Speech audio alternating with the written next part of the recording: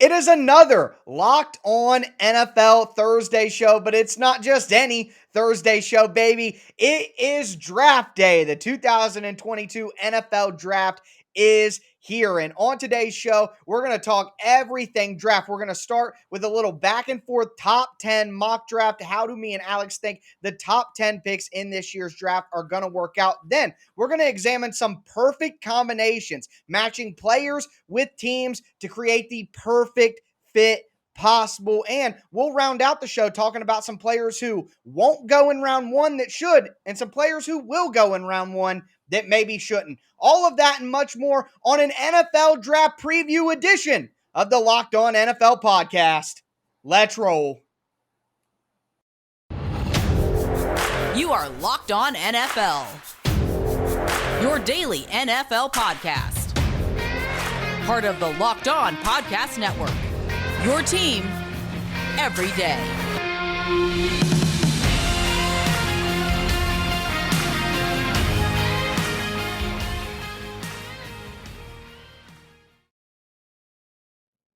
Football fans, it is another Thursday edition of the Locked On NFL podcast. I am one of your hosts, Tyler Rowland, here with my co-host, Alex Clancy. You can catch me on Twitter at TicTacTitans or on the Locked On Titans podcast. Catch Alex at Clancy's Corner on Twitter or the Locked On Cardinals podcast.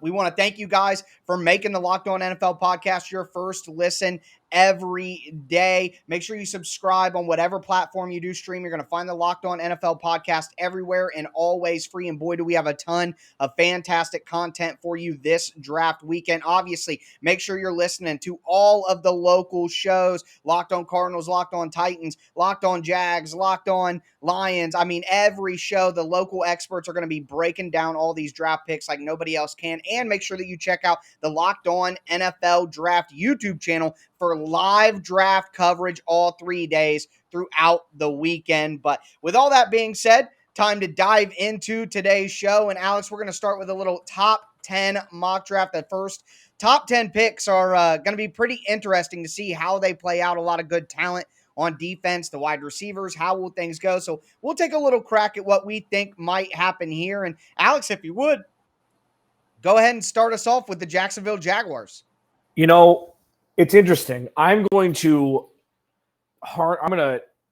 take one of my favorite hosts on the Locked On NFL platform and give him some props. Tony Wiggins had this during our mock draft, which started a week ago. But he had this guy way before for the Jacksonville Jaguars going number 1 overall, and I'm going to stick with him. Trayvon Walker, defensive lineman, Georgia.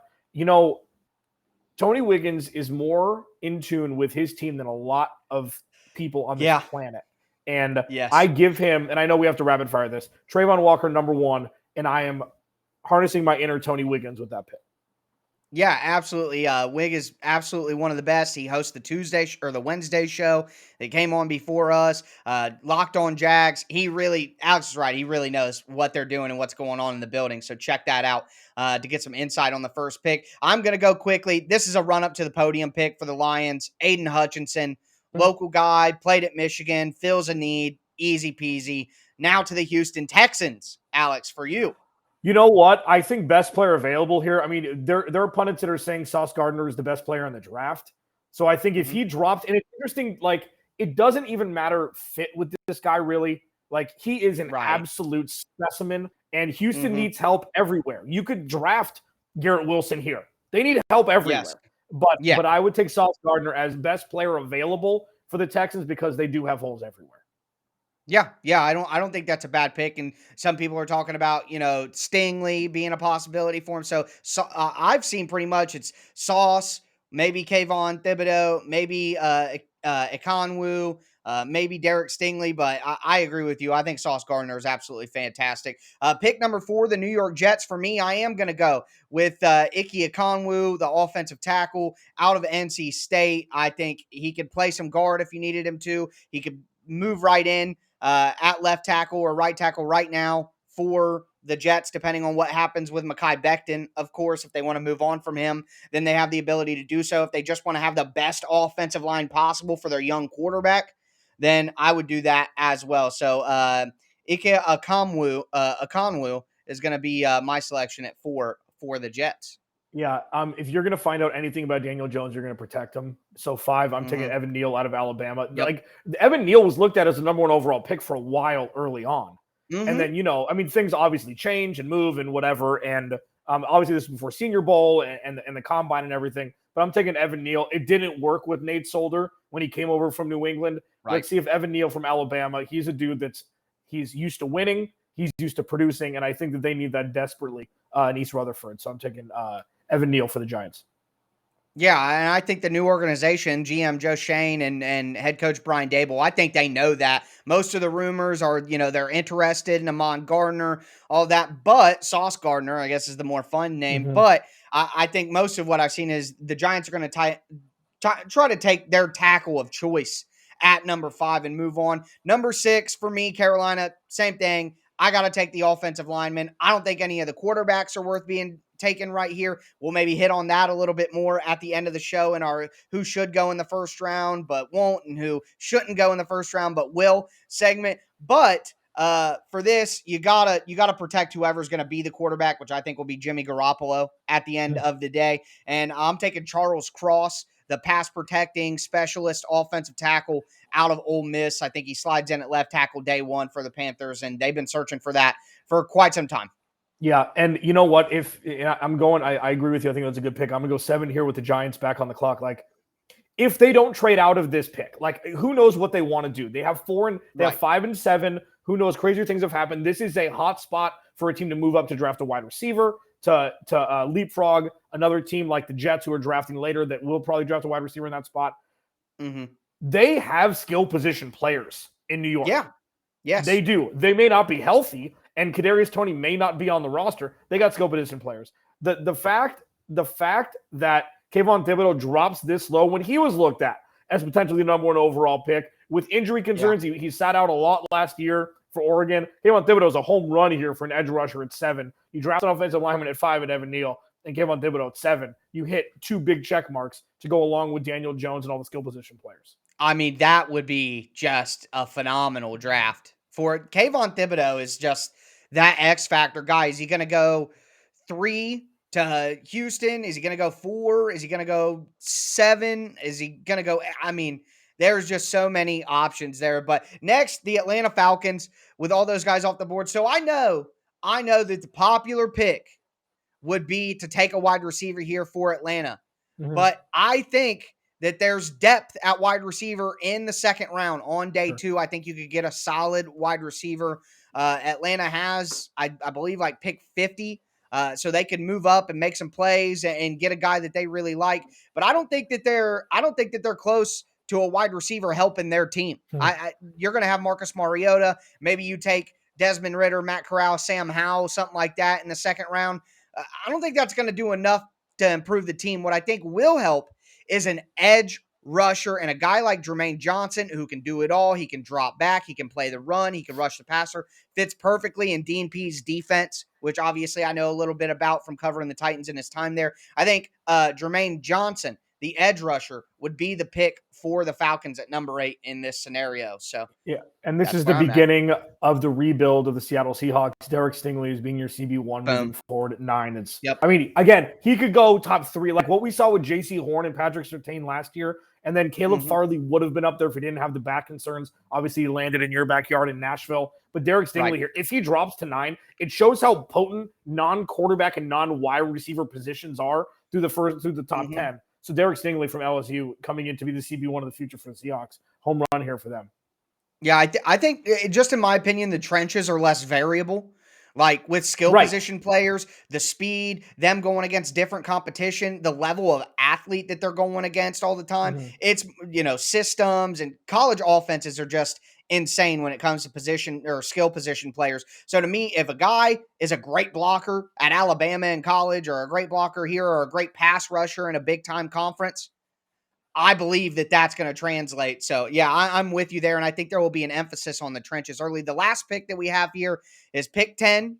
It is the New York Jets. And if I remember correctly earlier, I went Okonwu for the Jets. So I will follow that up, and I'll go Drake London for the Jets at 10. So they get Okonwu to play offensive line. They get Drake London, the big-bodied wide receiver, to fit with Elijah Moore, the smaller, speedier wide receiver.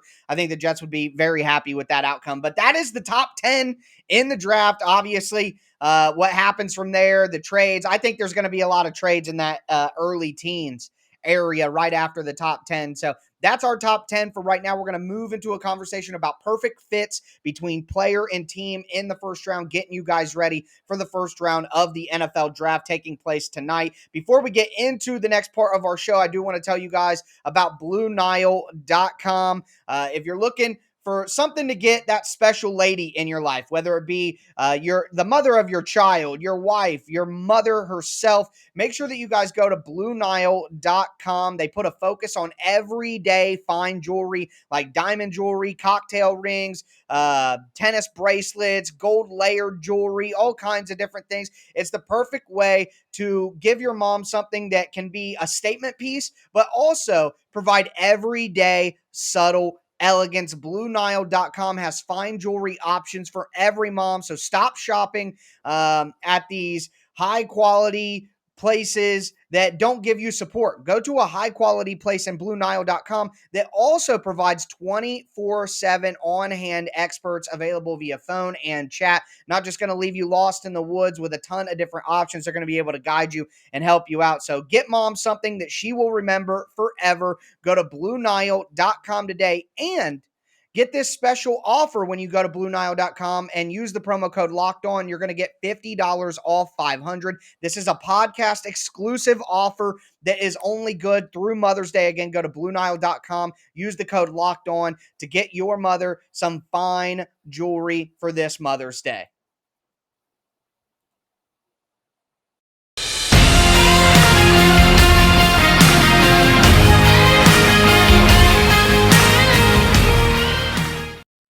All right, second segment, Locked On NFL Thursday. Alex Clancy, Locked On Cardinals. Tyler Rowland, Locked On Titans. Please subscribe to the YouTube channel. Do everything that, it's going to enrich your day regarding football. Thanks for making Locked On NFL your first listen every day. For big announcement. So tonight, Locked On NFL is hosting live coverage of the 2022 draft. Today, tomorrow, Saturday. Okay, it starts at 4 p.m. Eastern. Available on the Locked On NFL Draft on YouTube and on the Odyssey app. Like, we're the real deal. Like, every pick, you're going to have one of us, whoever hosts that show, come in and talk about it. Ross Jackson is going to be the conductor. That is going to be fun for him. I do not envy him tonight. There's going to be a lot of communication. But yeah, your favorite team will be covered between now and through the end of the draft. It starts tonight, 7 p.m. Eastern. Be sure to check it out tonight. So we went through a little mock draft first segment. This segment, perfect fits. That's what we're going to call it. The perfect fits. And you know what, Tyler of Locked On Titans, I'm going to go first because I rarely go into my backyard for conversation unless Kyler Murray and the Cardinals are fighting. I'm going to go first here because one of the most perfect fits in the first round is the person. If you listen to Locked On Cardinals, this has been my pick since day one for the Cardinals. Zion Johnson, interior offensive lineman, Boston College. He fits as a perfect sandwiched upon guard on the left side of the ball, on the left side of the line with TJ Humphries and Rodney Hudson. Kyler Murray needs protection. Kyler Murray needs to not be eating grass by getting sacked as much as he did last year. You want to keep him healthy because without Kyler Murray, none of this works. You can say that for pretty much every team in the NFL with their quarterback. Yeah. Zion Johnson is one of the most perfect fits for a team, this one being the Arizona Cardinals at number 23 overall. I actually agree with you 100%, especially when you talk about quarterbacks who are a little bit shorter, like a Drew Brees. What was the emphasis they always put on, Drew Brees? Is making sure that he had a fortified inside, because when you're shorter, if you get pressure up the middle, it's going to impede your vision and then it flushes you out. So I'm with you there. I think Zion Johnson is also a perfect fit for the Titans as well. Yeah. Just while we're here, but I'm going to start early at pick 2. I think Aiden Hutchinson is the perfect Detroit Lion. Not only a local guy, a position of need, a kneecap biter, I would call him, which fits perfectly with Dan Campbell. I just think he is exactly what Detroit is hoping for. And if the Jags do pass on Hutchinson, which I'm fine with, I don't think that's anything crazy. If they do pass, I think Hutch on the Lions is just a perfect fit. Yeah, no, I agree with you. And yeah, I mean, Dan Campbell has something cooking there. It may not necessarily look like it right now. He needs players and he needs talent. And this this is a home run for him. And you know what? I think Jared Goff would be able to float a little bit, but I think they're going to take a step forward this year. They're going to infuse some young talent. They're going to have everybody healthy. Amon-Ra St. Brown in his second year. I think that, and I think you're right. Now, this one terrifies me because every year it seems like this team drafts somebody that's perfect for their scheme, and it's Jordan Davis to the Ravens. And Jordan Davis was the combine darling. People were saying, could he go number 1 overall? What they did at Georgia last year was something that we don't see, even from Nick Saban versus LSU, like the 6-3 games in Death Valley, like those defenses. The front seven of Georgia was something that was out of a fairy tale book. And Jordan Davis, having the measurables he did at the draft, you see him in Ravens colors on Sunday, it'll immediately terrify you, and he'll immediately make an impact. So I think that's one of the major perfect fits you're going to see in the first round if they end up taking him there and not an offensive lineman. Yeah, I'm with you there. The next one that I want to bring up is the Saints and Chris Olave.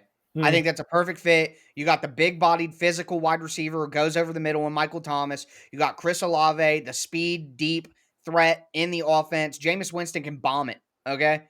And I think that – I don't think that Trevor Penning is a perfect fit for the Saints at tackle. I don't think that that's ideal. I think that if they could get Chris Olave and pair him with Michael Thomas, that would just be huge for their offense, and I think it'd fit perfect with Jameis as well. Yeah, and I mean, I have one more, and I don't like this person. I don't like how this person leads. I don't like really anything about him as a professional. And Aaron Rodgers, any wide receiver in the first round is a good fit at 22 for the Packers because who they draft will need to be an immediate impact maker. Like it's almost like de facto wide receiver 1 status if they draft, whoever it's going to be, even if it's like Jahan Dotson or something at 22. It's going to be an immediate impact on that team and who to guide the Greg Lazard, Trevor Lazard. What the hell's the first name? Alan Lazard. Why am I? Yeah.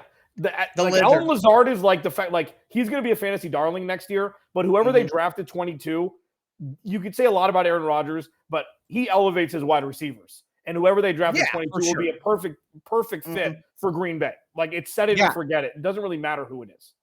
Absolutely. I agree. The last one that I have for you before we move on to the last part of our show today, the last one I have, I am sticking with this. I am pushing this. Jahan Dotson to the Bills.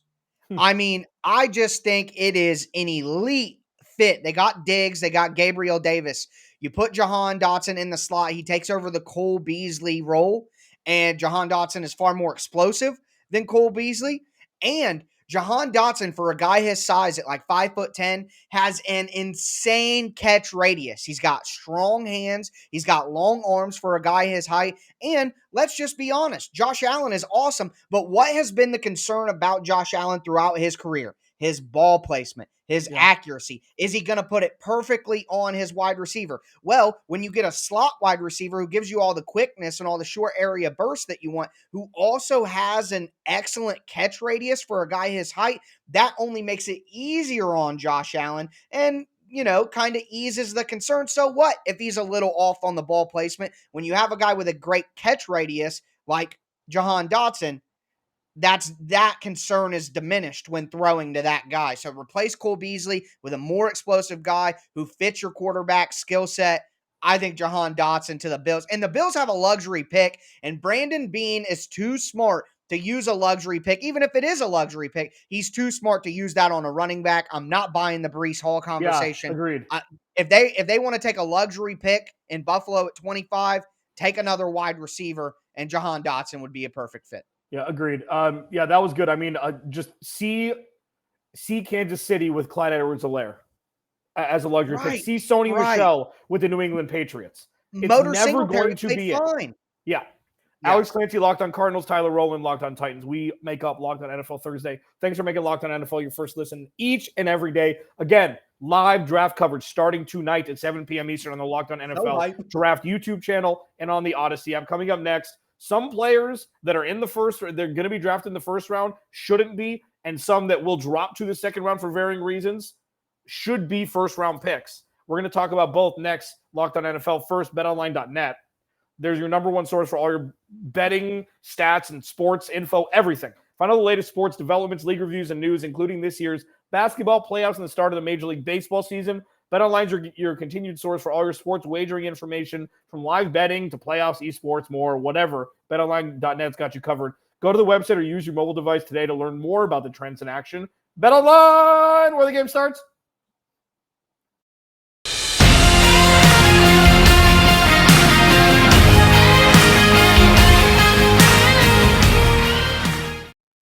All right, bringing us back in here for the final segment of our NFL Draft Preview Locked On NFL podcast.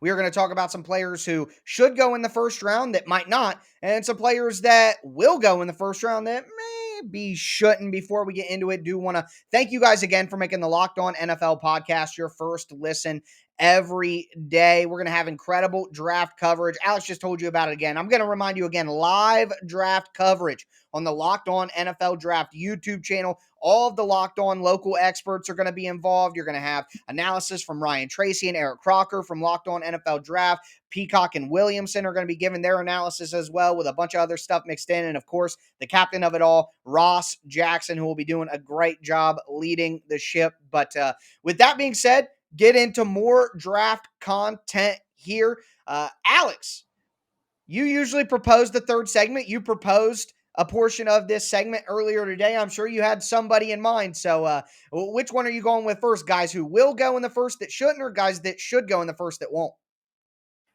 Guy that should go in the first but won't. Chris Ojabo. Here's the thing. Okay. Yes, there was that terrible video of him popping his Achilles and nobody helping him. Yeah, like that was for so many different reasons. What a terrible video to go viral. Okay, number one. Number two, this dude is going to be a dude for 12 years in the NFL. So for somebody that's in the mid to late 20s, that's like, you know what? We can punt on our first round pick this year to have a stud next year. Should draft him. Somebody should draft him. Kansas City with their draft picks should draft him. Yep. But he's probably going to drop to the second round. And the first pick of the second round, you're going to look at that and be like, what? So I think he'll go to the second round. It should be a first round pick, regardless of injury. If Jamison Williams is ready to roll with an ACL, and I know it's different, and I know it was like a month or 6 weeks more recently, but still, look at what happened with Cam Akers last year. Things are different in the medical world now. Yep, I agree with you. And I think that a team like Green Bay with Preston Smith and Rashawn Gary may even be willing to do that. And if he gets into the 30s, like we're saying right here, and he's not taken in the first round, I think if the Jets go the way that our draft went with Ekonwu and Drake London, I think picking up a job of the Jets are looking to get better, but no one's expecting them to be a contender next year, so they have time to wait. And if the Lions want to double down on pass rush, then that would make sense for them at 32 or 34 as well. But I'm going to go at it from a different angle, and I'm going to go with a guy who probably will be picked in the first round that I think should not go in the first round. It's Kenny Pickett. I don't see it. Andy Dalton was taken in the second round. A guy like Colin Kaepernick was taken in the second round. Jimmy G was taken in the second round. And that's what kind of guy I think Kenny Pickett is. I don't think that he's worth a first-round pick. I think he's the type of guy, my neck of the woods, Ryan Tannehill. You got a quarterback like Ryan Tannehill, you have to have an elite roster around him for him to give you enough to win a Super Bowl. Kenny Pickett is one of those guys at his best. He's going to be Kirk Cousins, Ryan Tannehill in that mode. And if you're taking a quarterback like that, in their rookie contract, maybe you can build a team that's so good around him. But the problem is, if you're using your first-round pick on Kenny Pickett, then your team is missing out on one of the people to bolster the roster that you need to be great around a guy like Kenny Pickett. So I just don't think that Kenny Pickett is worth a first-round pick. If you want a guy like Kenny Pickett, he should go in the second round, and you should use your first-round pick on a guy who can elevate him, because he's not going to elevate anybody else. So I would take Desmond Ridder. I would take Matt Corral over Kenny Pickett, Malik Willis over Kenny Pickett. I think any of those quarterbacks could go in the first round, especially late. Willis 20, maybe Ritter at 26, Seattle trading up for Corral. That would all be more plausible to me than somebody reaching for Kenny Pickett in the first. I don't believe in him. And that's a really good point. And this is kind of, we're reverting back, at least this year. This is a 2006 draft. What we're seeing, 2006 is a bad year. I think that was Reggie Bush and Vince Young, I think. But maybe that's a bad, but still, Mario Williams went first overall that year. If that was 2006, doesn't matter. We're seeing people needing quarterbacks and looking at who the best is on the board and saying, you know what, this person's going to work out. And Kenny Pickett's one of them. And I agree with you. I mean, Malik Willis, you say what you want about him, who knows? But we know so much less about these quarterbacks than we have in recent memory because people are focusing on different positions. Trenches, offensive line, skill position players on defense, edge rushers, corners, etc. Because of everything that I just said, a running back that is probably going to have a very good NFL career, that will go in the first round, who shouldn't, is Breese Hall. And it's for the reasons that, and he's probably a first-round graded talent. And it's gone back and forth. He's a third down back. He's Iowa State. He's David Montgomery part 2. Whatever you want to say, like his measurables are insane. But you know who else were? Christian McCaffrey. He went 7 overall. He had 2 good years, and that was it. 3 good years, he was Arian Foster. Like I say that all the time on my podcast. People don't know how to use running backs properly now, and you have this pressure to give running backs 30 touches when you draft them in the first round. Look at Todd Gurley when the Rams traded up to draft him there. I think they traded up to draft him at 10 that year. Like, yes, 18 months. Saquon Barkley at 2. Oh, man. But luckily for them in 2018 or 2017, whatever that draft was, what a terrible draft. Like, that was just a terrible quarterbacks, unless you want to draft Lamar Jackson at 2 overall. It wasn't great. Josh Allen probably would have been good there too. But Saquon Barkley's a good example. Breece Hall, it's not time yet when there's so many other non-skill position players on offensive consequence that could make an impact right away.